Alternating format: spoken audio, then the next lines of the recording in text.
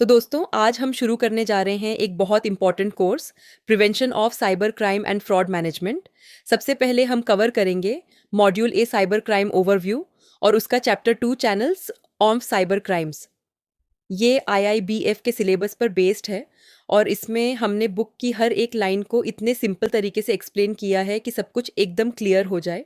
और एक बात, अगर आपको लगे कि बुक की कोई भी लाइन का एक्सप्लेनेशन हमारे कंटेंट में मिसिंग है तो प्रूफ के साथ डिस्क्रिप्शन बॉक्स में दी गई ईमेल आईडी पर मेल करें और इस कोर्स को फ्री में क्लेम करें। इस कोर्स को परचेस करने का लिंक भी आपको डिस्क्रिप्शन बॉक्स में मिल जाएगा। तो बिना देर के चलते हैं, अब स्टार्ट करते हैं इस चैप्टर के ऑब्जेक्टिव्स की। ये चैप्टर साइबर क्राइम्स के अलग अलग टाइप्स, उन्हें अंजाम देने के मेथड्स और साइबर क्रिमिनल्स द्वारा अपनाए जाने वाले मोडस ऑपरेंडी को समझाता है। इसके साथ ही ये हर तरह के साइबर क्राइम से जुड़े लीगल और सोशल एस्पेक्ट्स पर भी बात करता है ताकि इनका असर लीगल और सोशल दोनों नज़रियों से समझा जा सके। इसके अलावा ये चैप्टर अलग अलग टाइप्स के इंटरनेशनल साइबर क्राइम्स को भी कवर करता है और ये बताता है कि ऐसे क्राइम्स ट्रांस बॉर्डर और ग्लोबल चैनल्स के जरिए कैसे किए जाते हैं। साथ ही ये यह भी बताता है कि अलग अलग Nations in international cyber crimes को किस नज़र से देखते हैं और इनसे कैसे निपटते हैं। अब बात करते हैं साइबर क्राइम्स के अलग अलग चैनल्स की। जैसा पिछले चैप्टर में बताया गया था, साइबर क्राइम्स अलग अलग फॉर्म्स में मौजूद होते हैं और इन्हें अलग अलग बेसिस पर क्लासिफाई किया जा सकता है। ये इस बात पर निर्भर करता है कि किस पहलू को देखा जा रहा है।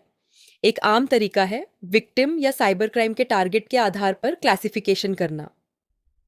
फर्स्ट, किसी इंडिविजुअल को टारगेट करना। इस कैटेगरी में वो साइबर क्राइम्स आते हैं जो किसी खास इंडिविजुअल के खिलाफ किए जाते हैं, जहां मुख्य मकसद उस व्यक्ति को नुकसान पहुंचाना, परेशान करना या उसका शोषण करना होता है। सेकंड, प्रॉपर्टी या पैसों को टारगेट करना। इस कैटेगरी में वो साइबर क्राइम्स आते हैं जिनका मुख्य ध्यान प्रॉपर्टी, पैसे या दूसरे कीमती एसेट्स को चुराने, नुकसान पहुंचाने या उनका गलत इस्तेमाल करने पर होता है, चाहे विक्टिम कोई भी हो। थर्ड, लोगों के किसी ग्रुप, सोसाइटी या नेशन पर अटैक करना। इस कैटेगरी में वो साइबर क्राइम्स आते हैं जिनका मकसद डिसरप्शन, नुकसान या दूसरे हानिकारक असर डालकर लोगों के किसी ग्रुप, पूरे सोसाइटी या यहाँ तक कि पूरे नेशन को प्रभावित करना होता है। और लीगल और इन्वेस्टिगेटिव नज़रिए से साइबर क्राइम्स को उस लॉ के आधार पर भी क्लासिफाई किया जा सकता है जिसके तहत उन्हें हैंडल किया जाता है। First, information technology IT act और इंफॉर्मेशन टेक्नोलॉजी अमेंडमेंट एक्ट के तहत आने वाले साइबर क्राइम्स। इस कैटेगरी में वो साइबर क्राइम्स आते हैं जिन्हें इंफॉर्मेशन टेक्नोलॉजी आईटी एक्ट और इंफॉर्मेशन टेक्नोलॉजी अमेंडमेंट एक्ट के प्रोविजंस के तहत हैंडल किया जाता है। उस ऑफेंस की नेचर के हिसाब से केस या तो सिविल जुरिस्डिक्शन में आ सकता है या फिर क्रिमिनल जुरिस्डिक्शन में। Second, Indian penal code IPC के तहत आने वाले साइबर क्राइम्स। कुछ साइबर क्राइम्स पर इंडियन पेनल कोड के तहत ही केस चलाया जाता है, जहां क्रिमिनल ट्रायल आईपीसी के प्रोविजंस के हिसाब से होता है। थर्ड, बाकी एक्ट्स के तहत आने वाले साइबर क्राइम्स। कुछ साइबर क्राइम्स को दूसरे लागू होने वाले लॉज के तहत भी हैंडल किया जा सकता है। यह उस ऑफेंस की नेचर और उन एक्ट्स के तहत तय की गई क्रिमिनल प्रोसीजर पर निर्भर करता है। फोर्थ, सिविल एक्ट्स और लॉज ऑफ टोर्ट्स के तहत आने वाले मैटर्स। कुछ मामलों में कंप्यूटर्स या डिजिटल टेक्नोलॉजीज क्रिमिनल ऑफेंसेस की बजाय सिविल डिस्प्यूट्स में भी शामिल हो सकती हैं। ऐसे मैटर्स को संबंधित सिविल लॉज या लॉज ऑफ टोर्ट्स के तहत हैंडल किया जाता है, जहां आमतौर पर रेमेडी के तौर पर क्रिमिनल पनिशमेंट की बजाय मॉनेटरी कॉम्पेंसेशन देनी होती है। अब मोडस ऑपरेंडी के आधार पर the main focus of this chapter, यानी क्राइम करने में इस्तेमाल किए गए मेथड के हिसाब से साइबर क्राइम्स को इन कैटेगरीज में बांटा जा सकता है। फर्स्ट, कंप्यूटर हार्डवेयर को टारगेट करके किया गया फिजिकल अटैक। इस तरह के साइबर क्राइम में मुख्य टारगेट फिजिकल हार्डवेयर होता है, जहां अटैकर कंप्यूटर इक्विपमेंट या दूसरे फिजिकल डिवाइसेस को नुकसान पहुंचाने, चुराने या उनका गलत इस्तेमाल करने की कोशिश करता है। सेकंड, डिजिटल इंफॉर्मेशन रिसोर्सेज को टारगेट करके किया गया सॉफ्टवेयर अटैक। इस कैटेगरी में अटैकर किसी सॉफ्टवेयर प्रोग्राम या टूल का इस्तेमाल करके इंफॉर्मेशन रिसोर्सेज को टारगेट करता है ताकि उन डिजिटल इंफॉर्मेशन तक पहुंचा जा सके, उन्हें नुकसान पहुंचाया जा सके या उनमें बदलाव किया जा सके। और थर्ड, नेटवर्क एक्सेस अटैक। इस तरह के साइबर क्राइम में कंप्यूटर नेटवर्क में मौजूद किसी वल्नरेबिलिटी का फायदा उठाकर किसी कंप्यूटर सिस्टम तक पहुंच बनाई जाती है। ये अटैक किसी सॉफ्टवेयर वल्नरेबिलिटी का फ़ायदा उठाकर भी किया जा सकता है और उसके बिना भी। Fourth, insider threat. ये तब होता है जब किसी ऑर्गेनाइजेशन के अंदर मौजूद किसी इंफॉर्मेशन एसेट तक किसी इंसाइडर या एम्प्लॉय के जरिए पहुंचा जाता है। ये इंसाइडर उस इंफॉर्मेशन एसेट तक पहुंचने के लिए फिजिकली, लॉजिकली या ऑर्गेनाइजेशन के सिस्टम्स के जरिए भी ये काम कर सकता है। मोटे तौर पर साइबर क्राइम्स के सारे चैनल्स अटैक की नेचर और मेथड के हिसाब से ऊपर बताई गई इन कैटेगरीज में से किसी एक या ज़्यादा में रखे जा सकते हैं। ये कैटेगरीज किसी ऑफिशियली एक्सेप्टेड या स्टैंडर्डाइज्ड क्लासिफिकेशन पर आधारित नहीं हैं। इनका इस्तेमाल सिर्फ एक प्रैक्टिकल तरीके के तौर पर किया जाता है ताकि ऑफेंस की नेचर, यूज़ किए गए मेथड और साइबर क्राइम को अंजाम देने के तरीके जैसे अलग अलग पैरामीटर्स को देखते हुए इन्हें समझा और एनालाइज किया जा सके। अब बात करते हैं अलग अलग टाइप्स और चैनल्स में अपनाए जाने वाले मोडस ऑपेरेंडी की। किसी साइबर क्राइम का मोडस ऑपेरेंडी कई चीज़ों पर निर्भर करता है। साइबर क्राइम की टाइप, साइबर क्रिमिनल की टेक्निकल कैपेबिलिटी, उस केस के हालात, सिस्टम में मौजूद वल्नरेबिलिटीज और अटैक को रोकने के लिए मौजूद सिक्योरिटी कंट्रोल्स। सिस्टम में मौजूद वल्नरेबिलिटीज साइबर क्रिमिनल को अपॉर्चुनिटी देती है, जबकि डिटरेंट कंट्रोल्स ऐसे अटैक्स को कम करने या रोकने में मदद करते हैं। जैसे उदाहरण के तौर पर हैकिंग के मामले में साइबर क्रिमिनल सबसे पहले अपने टारगेट सिस्टम को समझता है और कंप्यूटर नेटवर्क का एनालिसिस करता है। अगला स्टेप होता है पोर्ट स्कैनिंग, जिसमें साइबर क्रिमिनल उपलब्ध नेटवर्क पोर्ट्स की पहचान करता है और संभावित कमजोरियां ढूंढता है। किसी वल्नरेबिलिटी का पता चलने के बाद साइबर क्रिमिनल कंप्यूटर नेटवर्क के जरिए या फिर उस वल्नरेबिलिटी का फ़ायदा उठाने के लिए बनाए गए सॉफ्टवेयर का इस्तेमाल करके अटैक शुरू कर देता है। हैकिंग के बारे में विस्तृत जानकारी अलग से चैप्टर 3 में दी गई है। अब बात करें ऑर्गेनाइज्ड इंटरनेशनल क्राइम्स की, जैसे ड्रग ट्रैफिकिंग और साइबर टेररिज्म, तो इनका मॉडस ऑपरेंडी आमतौर पर असली साइबर अटैक करने से पहले गतिविधियों के एक प्लान्ड सीक्वेंस को फॉलो करता है। फर्स्ट स्टेप है अटैक करने की मोटिव या मिशन को समझना। इसमें सबसे पहले प्लान्ड साइबर अटैक के पीछे के ऑब्जेक्टिव या मकसद को साफ तौर पर पहचानना होता है। सेकेंड स्टेप है टारगेट सिस्टम और उससे जुड़े स्टेट की पहचान करना। इसमें साइबर क्रिमिनल उस कंप्यूटर सिस्टम, ऑर्गेनाइजेशन या नेशन को चुनता है जिस पर वो अटैक करना चाहता है। थर्ड स्टेप है टारगेट नेशन के नेटवर्क और टेक्नोलॉजी को समझना। इसमें टारगेट की नेटवर्क इंफ्रास्ट्रक्चर और उसके इस्तेमाल की गई टेक्नोलॉजी का अध्ययन किया जाता है ताकि यह समझा जा सके कि वो सिस्टम कैसे काम करता है। फोर्थ स्टेप है टारगेट सिस्टम का स्टडी करना। इसमें टारगेट सिस्टम की डिज़ाइन, कॉन्फ़िगरेशन और उसके काम करने के तरीके के बारे में जानकारी जुटाने के लिए उसका बारीकी से एग्जामिनेशन किया जाता है।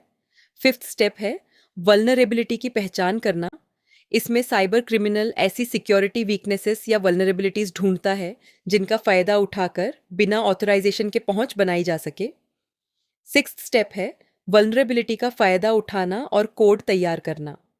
किसी वीकनेस की पहचान होने के बाद साइबर क्रिमिनल उस वल्नरेबिलिटी का फ़ायदा उठाने के लिए ज़रूरी कोड या सॉफ्टवेयर तैयार करता है या उसमें बदलाव करता है। सेवेंथ स्टेप है नेटवर्क के जरिए कोड या सॉफ्टवेयर को डिप्लॉय करना। इसमें तैयार किया गया कोड या सॉफ्टवेयर उपलब्ध कंप्यूटर नेटवर्क का इस्तेमाल करके टारगेट सिस्टम में डाला जाता है। और आखिरी एट्थ स्टेप है डेटा तक पहुंचना, उसे स्टोर करना या ट्रांसमिट करना। इसमें आखिरकार ज़रूरी डेटा तक पहुंचा जाता है और उसे या तो साइबर क्रिमिनल खुद स्टोर कर लेता है या फिर किसी और तय किए गए सिस्टम को ट्रांसमिट कर देता है। साथ ही साइबर क्राइम की टाइप सीधे तौर पर साइबर क्रिमिनल द्वारा अपनाए गए मोड्स ऑन ऑपरेंडी को प्रभावित करती है। इसी वजह से किसी साइबर क्राइम की इन्वेस्टिगेशन करते समय सबसे पहले यह समझना ज़रूरी है कि वो क्राइम किस चैनल से किया गया और उससे जुड़े थ्रेट्स क्या हैं। इस स्टेज पर मोडस ऑपरेंडी को सही तरीके से समझने के लिए उस खास टाइप के साइबर क्राइम से जुड़े थ्रेट मैनेजमेंट मेजर्स की जानकारी भी होनी चाहिए।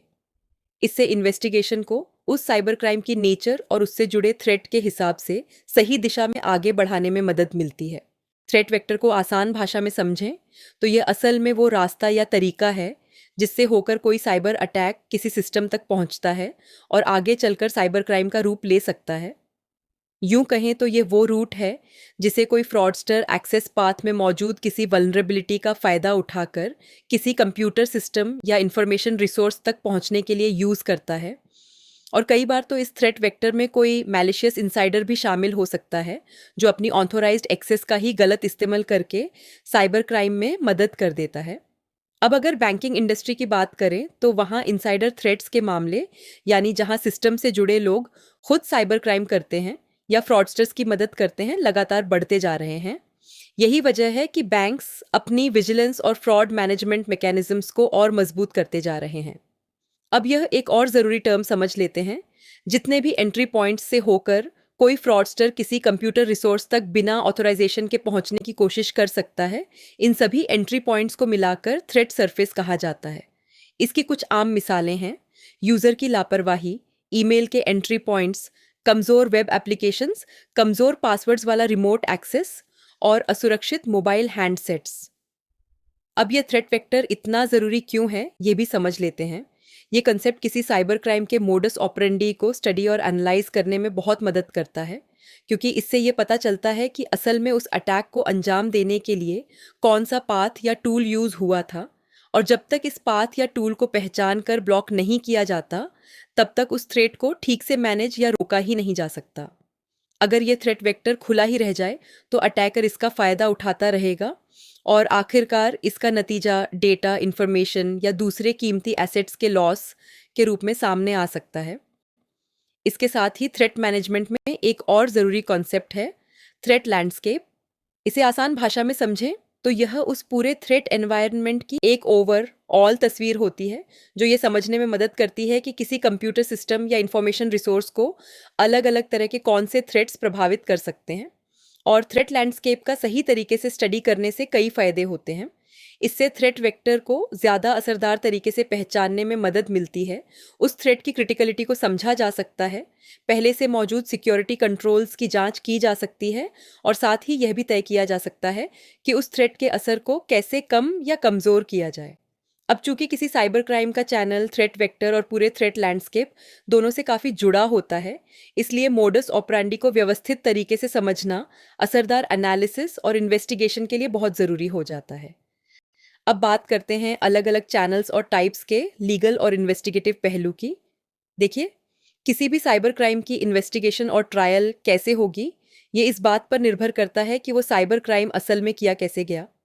मान लीजिए मामला साइबर स्टॉकिंग जैसा है, जहां पैसों का नुकसान नहीं बल्कि किसी व्यक्ति को पर्सनल तौर पर परेशान किया गया हो, तो ऐसे मामलों में इन्वेस्टिगेशन तब शुरू होती है जब विक्टिम कंप्लेंट करता है और उसे ऑफिशियली रिकॉर्ड कर लिया जाता है।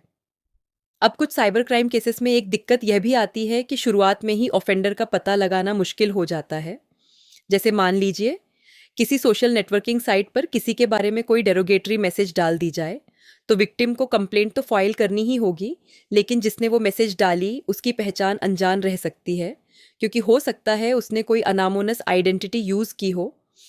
ऐसी ही मुश्किल कॉपीराइट इन्फ्रिंजमेंट के मामलों में भी आती है, जहां असली ऑफेंडर पता ही नहीं होता या उसे ढूंढना मुश्किल हो जाता है।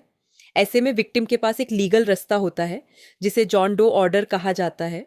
यह उस अननोन या अनआइडेंटिफाइड ऑफेंडर के खिलाफ इशू किया जाता है जब यह पता ही नहीं चल पा रहा हो कि इसके पीछे असल में है कौन। जॉन डू ऑर्डर खासकर उन साइबर क्राइम केसेस में बहुत काम आता है जहां साइबर क्रिमिनल की पहचान तुरंत नहीं हो पाती। यह खासकर तब मददगार होता है जब आगे की इलीगल एक्टिविटीज़ को रोकना हो, जैसे किसी कंटेंट की बिना ऑथराइजेशन के कॉपीइंग, अश्लील मैसेजेस को पब्लिक तौर पर पोस्ट करना या फिल्म पायरेसी, भले ही असली गुनहगार का अभी तक पता ही न चला हो। लेकिन इसके उलट कन्वेंशनल या फिजिकल क्राइम्स में आमतौर पर जॉन डू ऑन ऑर्डर की ज़रूरत नहीं पड़ती, क्योंकि वहाँ इन्वेस्टिगेशन के दौरान क्राइम सीन भी दिख जाता है, ऑफेंडर भी पहचान में आ जाता है और बाकी ज़रूरी जानकारियाँ भी ज़्यादातर मिल ही जाती हैं। और साइबर टेररिज्म जैसे मामलों में इन्वेस्टिगेशन आम साइबर क्राइम केसेस के मुकाबले कहीं ज़्यादा पेचीदा हो जाती है, क्योंकि इस ऑफेंस की नेचर ही बहुत गंभीर होती है। और यही इन्वेस्टिगेशन तब और भी मुश्किल हो जाती है जब मामला ट्रांस बॉर्डर हो, जैसे अगर साइबर क्रिमिनल किसी और कंट्री में बैठा हो या फिर जिस सर्वर पर वो ऑफेंसिव मैसेज या क्रिमिनल कंटेंट होस्ट किया गया हो वो इंडिया के बाहर हो। इसी गंभीरता को देखते हुए information technology IT amendment act 2008 में साइबर टेररिज्म को खास तौर पर सेक्शन 66F के तहत कवर किया गया है। इस सेक्शन 66F के हिसाब से साइबर टेररिज्म के ऑफेंस के लिए पनिशमेंट के तौर पर लाइफ इम्प्रिजनमेंट तय की गई है। और यही वजह है कि इंफॉर्मेशन टेक्नोलॉजी आईटी एक्ट के तहत साइबर टेररिज्म को साइबर क्राइम के सबसे गंभीर रूपों में से एक माना जाता है, खासकर 26 नवंबर 2008 को हुए ताज होटल मुंबई अटैक के संदर्भ में। अब बात करते हैं साइबर क्राइम्स में इंटरनेशनल चैनल्स की। साइबर क्राइम केसेस में एक्स्ट्रा टेरिटोरियल पावर्स को लेकर इंफॉर्मेशन टेक्नोलॉजी आईटी एक्ट 2000 में कुछ महत्वपूर्ण बातें बताई गई हैं। फर्स्ट, सब सेक्शन 2 के प्रोविजंस के अधीन इंफॉर्मेशन टेक्नोलॉजी आईटी एक्ट के प्रोविजंस इंडिया के बाहर किए गए ऑफेंसेस या कॉन्ट्रावेंशंस पर भी लागू होते हैं। ये किसी भी व्यक्ति पर लागू हो सकता है, चाहे उसकी नेशनैलिटी कुछ भी हो, यानी इंफॉर्मेशन टेक्नोलॉजी आईटी एक्ट के प्रोविजंस लागू होने के लिए यह ज़रूरी नहीं है कि वह व्यक्ति इंडियन सिटीजन ही हो। सेकंड, सब सेक्शन 1 के तहत इंफॉर्मेशन टेक्नोलॉजी आईटी एक्ट का यह एक्स्ट्रा टेरिटोरियल एप्लीकेशन एक खास कंडीशन के अधीन है। यह एक्ट इंडिया के बाहर किए गए किसी ऑफेंस या कॉन्ट्रावेंशन पर तभी लागू होता है जब उस एक्ट या कंडक्ट में इंडिया में मौजूद किसी कंप्यूटर सिस्टम या कंप्यूटर नेटवर्क का इस्तेमाल शामिल हो।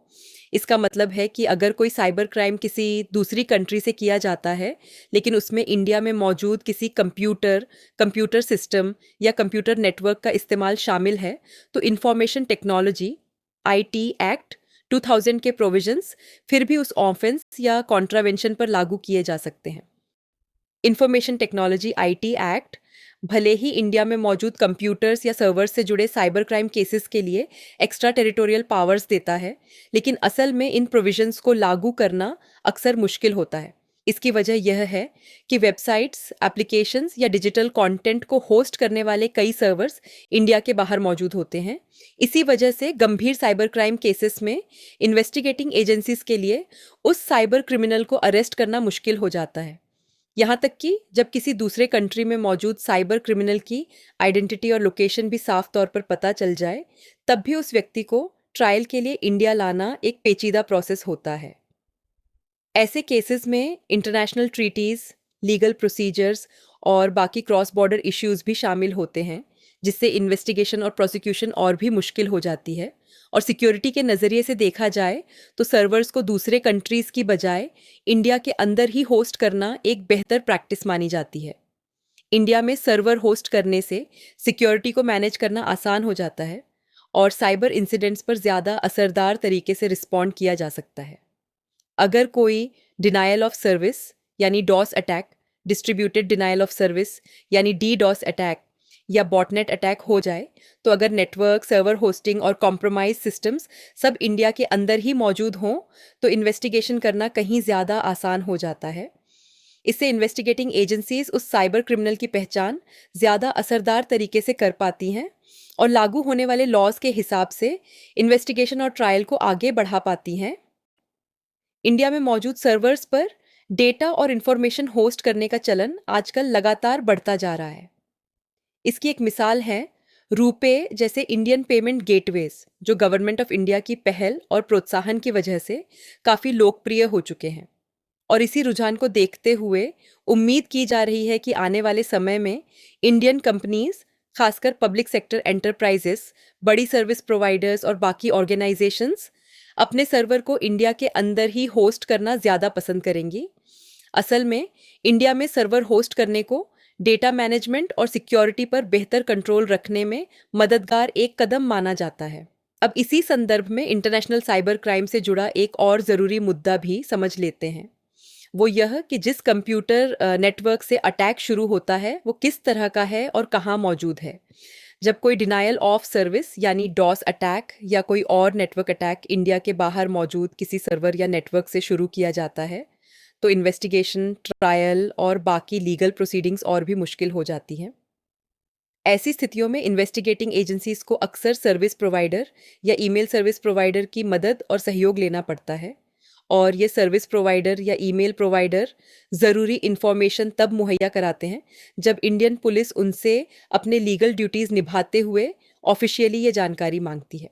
सर्विस प्रोवाइडर से ज़रूरी जानकारी मिल जाने के बाद भी अगर देखा जाए कि इंटरनेट प्रोटोकॉल आईपी एड्रेस किसी फॉरेन सर्वर या इंडिया के बाहर की किसी लोकेशन से जुड़ा है तो इन्वेस्टिगेशन वहीं से और मुश्किल होने लगती है। और अगर सामने वाला साइबर क्रिमिनल टेक्निकली काफ़ी स्किल्ड हो या प्रोफेशनली ट्रेंड हो और फास्ट फ्लक्स जैसी एडवांस टेक्निक यूज़ कर रहा हो तो ये पेचीदगी और भी बढ़ जाती है। ऐसे में इन्वेस्टिगेशन और ट्रायल बेहद उलझे हुए हो जाते हैं क्योंकि उस साइबर अटैक का असली सोर्स ढूंढना ही मुश्किल हो जाता है। अब ये फास्ट फ्लक्स है क्या, ये भी समझ लेते हैं।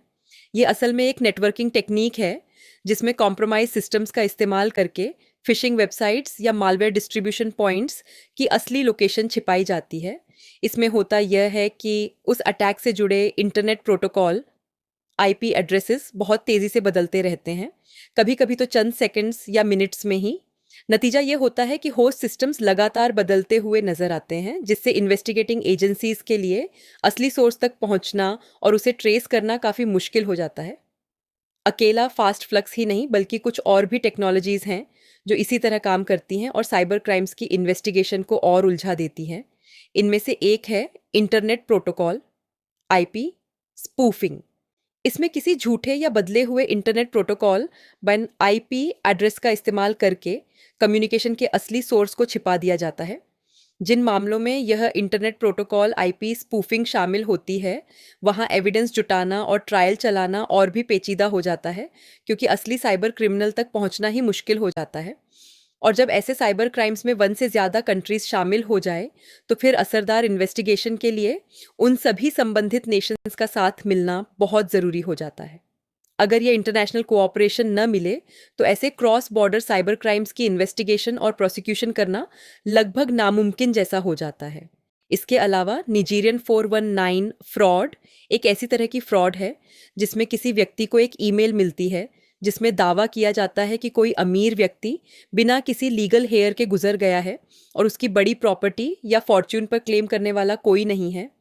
उस ईमेल में यह वादा किया जाता है कि अगर रिसिपेंट सहयोग करे और प्रोसेसिंग फ़ी या कुछ फॉर्मेलिटीज़ पूरी करने के नाम पर एक एडवांस अमाउंट भेजे तो उसे उस प्रॉपर्टी का एक हिस्सा मिलेगा। फ्रॉडस्टर इस झूठे वादे का इस्तेमाल करके विक्टिम को पैसे भेजने के लिए धोखा देता है। नाइजीरियन 419 फ्रॉड को इंडिया में रिपोर्ट हुई सबसे जानी मानी फ्रॉड स्कीम्स में से एक माना जाता है।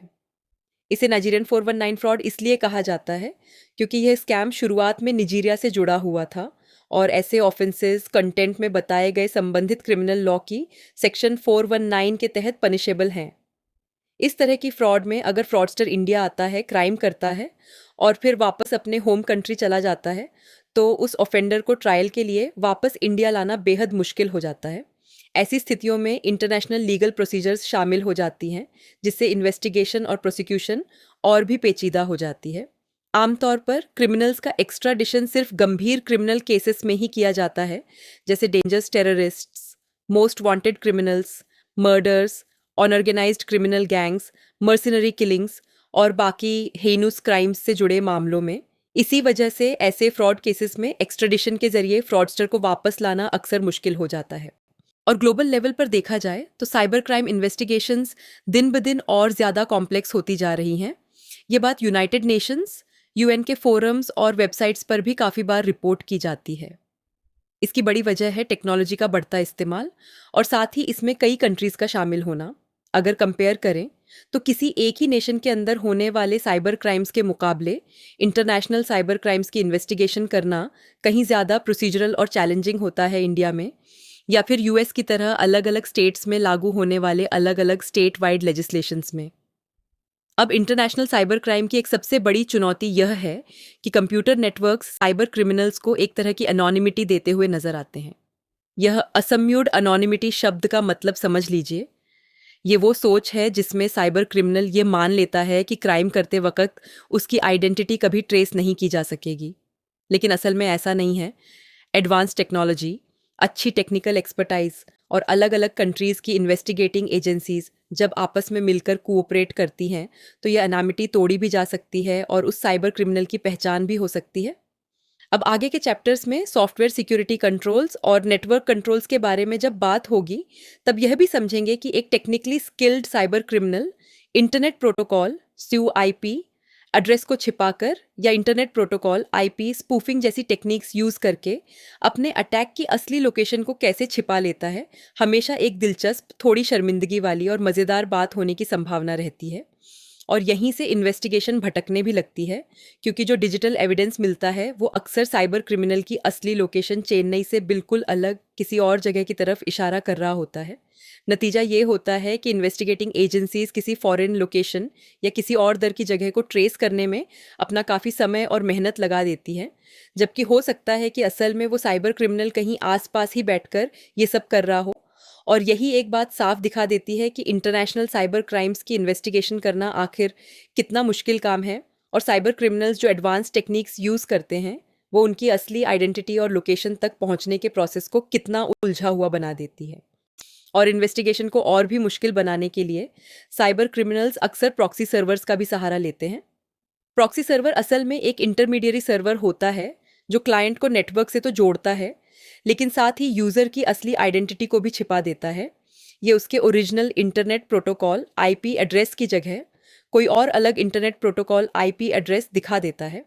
यही वजह है कि प्राइवेसी बनाए रखने और कंप्यूटर नेटवर्क से भेजे जा रहे डेटा को प्रोटेक्ट करने के लिए बैंक समेत कई इंफॉर्मेशन टेक्नोलॉजी आईटी ऑर्गेनाइजेशंस में प्रॉक्सी सर्वर का इस्तेमाल अब आम हो चुका है। अब यह एक ज़रूरी बात समझनी चाहिए, प्रॉक्सी सर्वर और वर्चुअल प्राइवेट नेटवर्क्स वीपीएन दोनों ही अनामिटी देने और डेटा को प्रोटेक्ट करने के लिए यूज़ होते हैं, लेकिन टेक्नोलॉजिकल नज़रिए से देखा जाए तो ये दोनों एक दूसरे से अलग हैं। और जैसे बाकी कई नेटवर्क टेक्नोलॉजीज़ के साथ होता है, वैसे ही ये दोनों भी लेजिटिमेट मकसद के लिए भी इस्तेमाल हो सकते हैं और इलीगल मकसद के लिए भी। तो जब इन टेक्नोलॉजीज़ का इस्तेमाल साइबर क्रिमिनल्स करने लगते हैं तो इससे इन्वेस्टिगेशन प्रोसेस और भी मुश्किल और पेचीदा हो जाता है, क्योंकि उस ऑफेंडर की असली आइडेंटिटी और लोकेशन तक पहुंचना कहीं ज़्यादा चैलेंजिंग हो जाता है। इसके अलावा प्रॉक्सी सर्वर और वर्चुअल प्राइवेट नेटवर्क वीपीएन के बीच टेक्नोलॉजिकल डिफरेंसेस की गहराई से स्टडी करना इस चैप्टर के दायरे से बाहर है, लेकिन इतना समझना ज़रूरी है कि इन दोनों टेक्नोलॉजीज़ का सही और लेजिटिमेट इस्तेमाल डेटा को प्रोटेक्ट करने और प्राइवेसी बनाए रखने में काफ़ी मदद करता है। अब इनके बीच का फ़र्क थोड़ा और समझ लेते हैं। एक virtual private network VPN operating system level पर सारी वेब एक्टिविटीज़ को एन्क्रिप्ट कर देता है, चाहे कोई भी वेबसाइट या एप्लीकेशन यूज़ की जा रही हो। इसके उलट एक प्रॉक्सी सर्वर सिर्फ किसी खास ब्राउज़र या एप्लीकेशन के नेटवर्क ट्रैफिक को ही प्रोटेक्ट करता है। यानी एक वर्चुअल प्राइवेट नेटवर्क वीपीएन अपना नेटवर्क डाटा खुद के वर्चुअल प्राइवेट नेटवर्क सर्वर के जरिए भेजकर ऑपरेटिंग सिस्टम लेवल पर काम करता है, जबकि प्रॉक्सी सर्वर किसी एक खास ब्राउज़र या एप्लीकेशन के नेटवर्क डेटा को रीडायरेक्ट करके सिर्फ एप्लीकेशन लेवल पर काम करता है, न कि पूरे ऑपरेटिंग सिस्टम के नेटवर्क ट्रैफिक को हैंडल करके।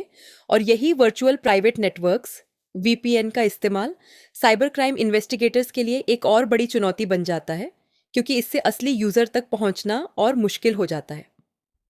इसी मुश्किल को हल करने के लिए गवर्नमेंट ऑफ इंडिया ने अप्रैल 2022 में वर्चुअल प्राइवेट नेटवर्क्स वीपीएन्स के इस्तेमाल को लेकर कुछ रूल्स लागू किए। इन रूल्स के तहत data centres, virtual private server, VPS providers, cloud service providers और virtual private network service VPN service providers को कुछ तय की गई इन्फॉर्मेशन मेंटेन करनी होती है, और ये इन्फॉर्मेशन 5 ईयर्स तक, या अगर लागू होने वाला लॉ इससे ज़्यादा समय की मांग करे तो उतने समय तक प्रिजर्व करके रखनी होती है, भले ही उनका रजिस्ट्रेशन कैंसिल या विड्रॉ ही क्यों ना हो चुका हो। अब देखते हैं वो कौन सी इन्फॉर्मेशन है जिसे मेंटेन करना ज़रूरी है। फर्स्ट, सब्सक्राइबर्स या कस्टमर्स के वैलिडेटेड नेम्स। सर्विस प्रोवाइडर्स को अपनी सर्विसेज इस्तेमाल करने वाले सब्सक्राइबर्स या कस्टमर्स के वेरीफाइड नेम्स मेंटेन करने होंगे। Second, period of hire. इन्हें यह भी रिकॉर्ड करना होगा कि सर्विसेज कितने समय तक यूज़ की गई, साथ ही उससे जुड़ी सही डेट्स भी। Third, internet protocol IP addresses. Subscribers को अलॉट किए गए या उनके द्वारा यूज़ किए गए इंटरनेट प्रोटोकॉल ये आईपी एड्रेसेस की डिटेल्स भी मेंटेन करनी होंगी। Fourth, email address, internet protocol, IP address और टाइम स्टैम्प। रजिस्ट्रेशन या ऑनबोर्डिंग के समय यूज़ किया गया email address, internet protocol, IP address और टाइम स्टैम्प भी रिकॉर्ड करना होगा। फिफ्थ, सर्विसेज लेने का पर्पस। सब्सक्राइबर ने वह सर्विस किस वजह से ली, यह जानकारी भी मेंटेन करनी होगी। सिक्स्थ, वैलिडेटेड एड्रेस और कॉन्टैक्ट नंबर्स, सब्सक्राइबर्स के वेरीफाइड एड्रेस और कॉन्टैक्ट डिटेल्स भी रिकॉर्ड करने होंगे। सेवेंथ, सब्सक्राइबर्स का ओनरशिप पैटर्न, इसके साथ ही सब्सक्राइबर्स के ओनरशिप पैटर्न से जुड़ी जानकारी भी मेंटेन करनी होगी। इस बारे में ज़्यादा जानकारी के लिए इस कंटेंट में पाठकों को computer emergency response team India certain की वेबसाइट देखने के लिए कहा गया है। इसके बाद जानते हैं इस चैप्टर की समरी को। सबसे पहले यह समझते हैं कि किसी क्राइम का चैनल क्या होता है।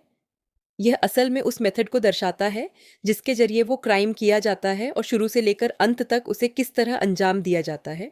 किसी क्राइम के इस चैनल को स्टडी करना इसीलिए ज़रूरी है क्योंकि इससे उस क्राइम की नेचर को समझने और उसका एनालाइज करने में मदद मिलती है। साथ ही ये प्रिवेंटिव मेजर्स और डिटरेंट एक्शंस दोनों में भी काम आता है। अब इस संदर्भ में यह भी जान लेते हैं कि क्राइम्स को अलग अलग बेसिस पर कैसे क्लासिफाई किया जा सकता है। वन बेसिस है वो लॉ या एक्ट जिसके तहत वो क्राइम पनिशेबल है। सेकंड बेसिस है वो मैनर या मेथड जिससे वो क्राइम किया जाता है। और इसके साथ ही क्राइम्स को उस विक्टिम या टारगेट के आधार पर भी क्लासिफाई किया जा सकता है जिसके खिलाफ वो क्राइम किया गया हो। लेकिन क्लासिफिकेशन का बेसिस चाहे जो भी हो, वन बात हमेशा तय करती है कि इंडिया में किस क्राइम को कैसे ट्रीट किया जाएगा, और वो है यह कि वो ऑफेंस सिविल है या क्रिमिनल नेचर का। किसी सिविल ऑफेंस में मुख्य रेमेडी यह होती है कि हुए नुकसान के लिए मॉनेटरी कॉम्पेंसेशन दिलाई जाए। वहीं दूसरी तरफ किसी क्रिमिनल ऑफेंस में लॉ के तहत पनिशमेंट तय की जाती है और अगर कोई लॉस हुआ हो तो साथ में मॉनेटरी कॉम्पेंसेशन भी दी जा सकती है। और आखिर में यह भी समझना ज़रूरी है कि जो साइबर क्राइम्स बड़े इंटरनेशनल नेटवर्क से जुड़े होते हैं, जैसे साइबर टेररिज्म या फिर आर्म्स पेडलिंग और ड्रग ट्रैफिकिंग में शामिल ऑर्गेनाइज्ड क्रिमिनल ग्रुप्स, उनकी इन्वेस्टिगेशन और ट्रायल प्रोसीजर्स इंडिया में इंफॉर्मेशन टेक्नोलॉजी आईटी एक्ट या इंडियन पेनल कोड आईपीसी के तहत हैंडल होने वाले आम साइबर क्राइम्स के मुकाबले कहीं ज़्यादा पेचीदा होती है। तो दोस्तों, इसी के साथ हमारा चैप्टर 2 यहाँ कंप्लीट होता है। मिलते हैं अगले चैप्टर 3 में।